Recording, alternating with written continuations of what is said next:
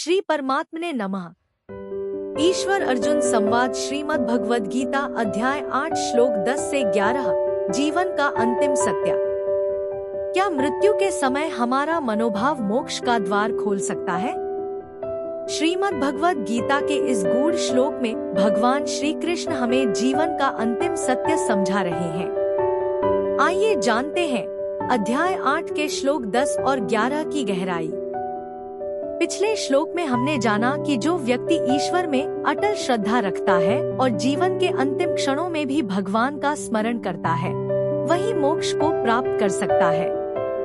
श्रीमद् भगवद गीता के अध्याय 8 श्लोक 10 और 11 में बताया गया है कि मृत्यु के समय जिस व्यक्ति का ध्यान भगवान पर केंद्रित होता है, वह दिव्य लोक को प्राप्त करता है। मृत्यु के समय मन की स्थिति का महत्व। योगी मृत्यु के समय कैसी स्थिति में होता है? परम धाम की प्राप्ति का रहस्य। इन गूढ़ सिद्धांतों को हम गहराई से समझेंगे और इनके जीवन में लागू होने के तरीकों पर चर्चा करेंगे। श्री हरि बोलो। ग्रंथराज श्रीमद् भगवद गीता जी की जय। गीता सुगीता कर्तव्या किमन्यः शास्त्र विस्तरया या स्वयं पद्म नाभस्य मुख पद्माद्विनीयः श्रिता। अथ ध्यानम। शांताकारं भुजग शयनं पद्मनाभं सुरेशं विश्व आधारं गगन सदृशं मेघवर्णं शुभांगम। लक्ष्मीकांत कमल नयन योगिभिः ध्यान गम्यं वंदे विष्णु भव भयहरं सर्व लोकैकनाथम्।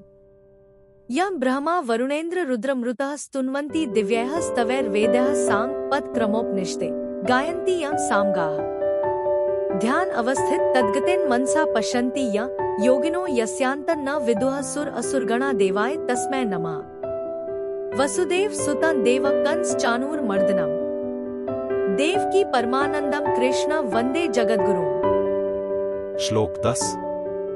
प्रयाण काले मनसाचलेन भक्त्या युक्तो योग बलेन चैव ध्रुवोर्मध्ये प्राणमावेश्य सम्यक् सतं परम पुरुष मुपैति दिव्यम। उच्चारण की विधि। प्रयाण काले मनसा अचलेन भक्त्या युक्त योग बलन च एव ध्रुवो मध्ये प्राणम आवेश्य सम्यक सह तम परम पुरुषम उपैति दिव्यम। 10। शब्दार्थ। सह अर्थात वह, भक्त्या युक्त अर्थात भक्तियुक्त पुरुष, प्रयाण काले अर्थात अंतकाल में भी, योग बलेन अर्थात योग बल से, ध्रुवो अर्थात भ्रिकुटी के, मध्य अर्थात मध्य में, प्राणम अर्थात प्राण को, सम्यक अर्थात अच्छी प्रकार, आवेश्य अर्थात स्थापित करके, च अर्थात फिर, अचलन अर्थात निश्चल, मनसा अर्थात मन से, स्मरण अर्थात मन से, स्मरण अर्थात स्मरण करता हुआ, तम अर्थात उस, दिव्यम अर्थात दिव्य रूप, परम अर्थात परम, पुरुषम अर्थात पुरुष परमात्मा को, एव अर्थात ही, उपैति अर्थात प्राप्त होता है। अर्थ। वह भक्तियुक्त पुरुष अंतकाल में भी योग बल से भ्रिकुटी के मध्य में प्राण को अच्छी प्रकार स्थापित करके, फिर निश्चल मन से स्मरण करता हुआ उस दिव्य रूप परम पुरुष परमात्मा को ही प्राप्त होता है। 10। व्याख्या। प्रयाण काले मनसाचलेन सतम परम पुरुष मुपैति दिव्यम। यहाँ भक्ति नाम प्रियता का है, क्योंकि उस तत्व में प्रियता आकर्षण होने से ही मन अचल होता है। वह भक्ति अर्थात प्रियता स्वयं से होती है, मन बुद्धि आदि से नहीं। अंतकाल में कवि, पुराण, अनुशासिता आदि विशेषणों से पीछे के श्लोक में कहे हुए सगुण निराकार परमात्मा में भक्तियुक्त मनुष्य का मन स्थिर हो जाना अर्थात सगुण निराकार स्वरूप में आदर पूर्वक दृढ़ हो जाना ही मन का अचल होना है। पहले प्राणायाम के द्वारा प्राणों को रोकने का जो अधिकार प्राप्त किया है, उसका नाम योग बल है।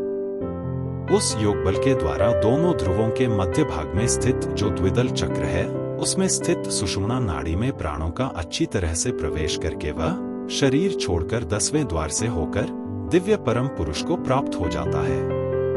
तम परम पुरुष मुपैति दिव्यम पदों का तात्पर्य है कि जिस परमात्म तत्व का पीछे के 9वें श्लोक में वर्णन हुआ है, उसी दिव्य परम सगुण निराकार परमात्मा को वह प्राप्त हो जाता है। 8वें श्लोक में जो बात कही गई थी, उसी को 9वें और 10वें श्लोक में विस्तार से कहकर इन 3 श्लोकों के प्रकरण का उपसंहार किया गया है। इस प्रकरण में सगुण निराकार परमात्मा की उपासना का वर्णन है। इस उपासना में अभ्यास की आवश्यकता है। प्राणायाम पूर्वक मन को उस परमात्मा में लगाने का नाम अभ्यास है। यह अभ्यास अणिमा, महिमा आदि सिद्धि प्राप्त करने के लिए नहीं है, प्रत्युत केवल परमात्म तत्व को प्राप्त करने के लिए है। ऐसा अभ्यास करते हुए प्राणों और मन पर ऐसा अधिकार प्राप्त कर ले कि जब चाहे प्राणों को रोक ले और मन को जब चाहे तभी तथा जहां चाहे वहीं लगा ले। जो ऐसा अधिकार प्राप्त कर लेता है वही अंतकाल में प्राणों को सुषुम्ना नाड़ी में प्रविष्ट कर सकता है।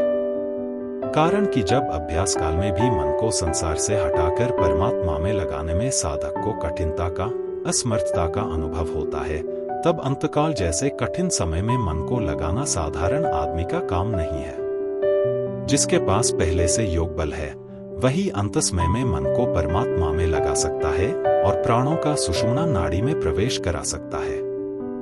साधक पहले यह निश्चय कर ले कि अज्ञान से अत्यंत परे, सबसे अतीत जो परमात्म तत्व है वह सबका प्रकाशक, सबका आधार और सबको सत्ता स्फूर्ति देने वाला निर्विकार तत्व है।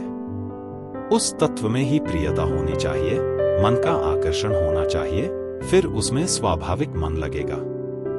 परिशिष्ट भाव भक्त्या युक्त का तात्पर्य है कि संसार की आसक्ति मिट जाने से उस साधक का एक परमात्मा में ही आकर्षण रहता है, अन्य में आकर्षण नहीं रहता। संसारी मनुष्य तो अपरा में आकृष्ट रहते हैं, पर जो अपरा को छोड़कर भगवान में आकृष्ट हो जाता है वह भक्त हो जाता है। संसारी मनुष्य शरीर संसार में आसक्त होने से विभक्त अर्थात भगवान से अलग हो जाते हैं, पर भगवान में लगा हुआ साधक विभक्त नहीं रहता, प्रत्युत भक्त अर्थात भगवान से एक अभिन्न हो जाता है। योग बलन कहने का तात्पर्य है कि पहले किए हुए योगाभ्यास के कारण अंत समय में होने वाली अशक्त अवस्था उसको बाधा नहीं पहुंचा सकती, उसमें कोई विकार पैदा नहीं कर सकती।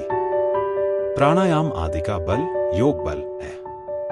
संबंध भगवान आगे के श्लोक में निर्गुण निराकार की प्राप्ति के उपाय का उपक्रम करते हैं। परमात्मा के निर्गुण स्वरूप की प्रशंसा। श्लोक 11 यदक्षरम वेदविदो वदन्ति विशन्ति यद्यत्यो वीतरागा यदिच्छन्तो ब्रह्मचर्यं चरन्ति तत्ते पदं संग्रहेण प्रवक्षे।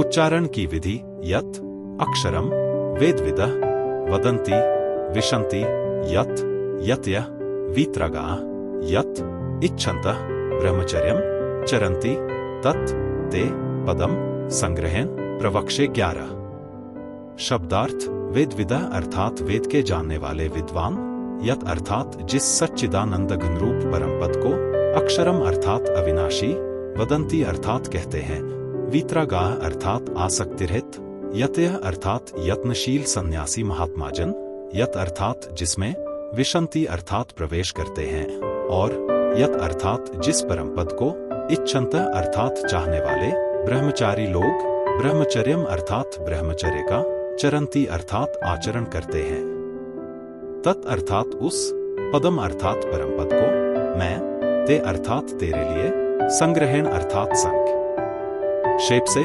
प्रवक्षे अर्थात कहूंगा। अर्थ वेद के जानने वाले विद्वान जिस सच्चिदानंद घनरूप परम पद को अविनाशी कहते हैं, आसक्तिरहित यत्नशील सन्यासी महात्माजन जिसमें प्रवेश करते हैं, और जिस परम पद को चाहने वाले ब्रह्मचारी लोग ब्रह्मचर्य का आचरण करते हैं, उस परम पद को मैं तेरे लिए संक्षेप से कहूंगा। 11 व्याख्या 7वें अध्याय के 29वें श्लोक में जो निर्गुण निराकार परमात्मा का वर्णन हुआ था, उसी को यहाँ 11वें, 12वें और 13वें श्लोक में विस्तार से कहा गया है। यदक्षरम वेदविदो वदन्ति, वेदों को जानने वाले पुरुष जिसको अक्षर निर्गुण निराकार कहते हैं, जिसका कभी नाश नहीं होता, जो सदा सर्वदा एक रूप एक रस रहता है, और जिसको इसी अध्याय के 3रे श्लोक में अक्षरम ब्रह्मा परमम कहा गया है, उसी निर्गुण निराकार तत्व का यहाँ अक्षर नाम से वर्णन हुआ है। विशंति यद्यत्यो वितरागा, जिनके अंतःकरण में राग का अत्यंत अभाव हो गया है, अतः जिनका अंतःकरण महान निर्मल है और जिनके हृदय में सर्वोपरि अद्वितीय परम तत्व को पाने की उत्कट लगन लगी है, ऐसे प्रयत्नशील यति महापुरुष उस तत्व में प्रवेश करते हैं, उसको प्राप्त करते हैं। यदिच्छन्तो ब्रह्मचर्यं चरन्ति, जिनका उद्देश्य केवल परमात्म तत्व की प्राप्ति का है, परमात्म प्राप्ति के सिवाय जिनका और कोई ध्येय है ही नहीं, और जो परमात्म प्राप्ति की इच्छा रखकर ब्रह्मचर्य का पालन करते हैं, संपूर्ण इंद्रियों का संयम करते हैं, अर्थात किसी भी विषय का भोग बुद्धि से सेवन नहीं करते। तत्ते पदं संग्रहेण प्रवक्षे, जो संपूर्ण साधनों का आखिरी फल है, उस पद को अर्थात तत्व को मैं तेरे लिए संक्षेप से और अच्छी तरह से कहूंगा। संक्षेप से कहने का तात्पर्य है कि शास्त्रों में जिस तत्व को सर्वोपरि विलक्षण बताया गया है, हर एक आदमी उसको प्राप्त नहीं कर सकता, ऐसी जिसकी महिमा बताई गई है, वह पद तत्व किस तरह से प्राप्त होता है, इस बात को मैं कहूंगा। अच्छी तरह से कहने का तात्पर्य है कि ब्रह्म की उपासना करने वाले जिस तरह से उस ब्रह्म को प्राप्त हो जाते हैं, उसको मैं अच्छी तरह से कहूंगा। परिशिष्ट भाव इस श्लोक में गौणता से चारों आश्रमों का वर्णन ले सकते हैं, जैसे यदक्षरम वेदविदो वदन्ति, पदों से गृहस्थाश्रम का संकेत है, क्योंकि वेदों का अध्ययन करना ब्राह्मण का खास काम है। विशन्ति यद्यत्यो वित्रागा, पदों से संन्यास और वानप्रस्थाश्रम का संकेत है। यदिच्छन्तो ब्रह्मचर्यं चरन्ति, पदों से ब्रह्मचर्याश्रम का संकेत है। मुक्ति सभी वर्णों आश्रमों में हो सकती है, इसलिए भगवान ने आश्रमों का स्पष्ट रूप से वर्णन नहीं किया है, और वर्णों का स्पष्ट रूप से वर्णन भी कर्तव्य पालन की दृष्टि से किया है। अर्जुन क्षत्रिय थे और वे अपने युद्ध रूप कर्तव्य को छोड़ना चाहते थे, इसलिए भगवान ने उनको अपने कर्तव्य में लगाने के उद्देश्य से वर्ण धर्म का वर्णन किया। युद्ध करना वर्ण धर्म है, आश्रम धर्म नहीं। संबंधांत काल में उस निर्गुण निराकार तत्व की प्राप्ति की फल सहित विधि बताने के लिए आगे के 2 श्लोक कहते हैं। कल हम अध्याय 8 श्लोक 12 से 13 पर चर्चा करेंगे, जहां भगवान श्री कृष्ण यह बताएंगे कि मृत्यु के समय ओम शब्द का जाप क्यों महत्वपूर्ण है। अगर आपको यह वीडियो ज्ञानवर्धक लगा तो इसे अपने मित्रों और परिवार के साथ जरूर साझा करें। हमारी टीम इस ज्ञान को हर घर तक पहुंचाने के लिए मेहनत कर रही है, और आपका छोटा सा सहयोग बड़ा बदलाव ला सकता है। हर दिन शाम 6 बजे लाइव कहूत क्विज में जुड़े। डेली क्विज, डेली चैलेंज, ज्ञान बढ़ाएं और खुद को परखें, सीखें, खेलें और जीतें। तो इंतजार किस बात का? सब्सक्राइब करें और ज्ञान के इस दिव्य मार्ग पर चलें। कहते हैं कि अगर आप किसी समस्या से गुजर रहे हैं, तो श्रीमद् भगवद गीता का चमत्कारिक प्रभाव यही है कि आप प्रभु जी का नाम लेकर कोई भी पृष्ठ खोलें, और उसके दाहिने पृष्ठ पर जो पहली पंक्ति होगी, वही आपकी समस्या का समाधान होगी। क्या आपने कभी इसे आजमाया है? अगर हाँ, तो हमें बताएं कि आज आपने कौन सा श्लोक पढ़ा और उससे क्या सीखा। कमेंट करें और अपने अनुभव हमारे साथ साझा करें। हो सकता है कि आपका अनुभव किसी और के लिए भी मार्गदर्शन बन जाए।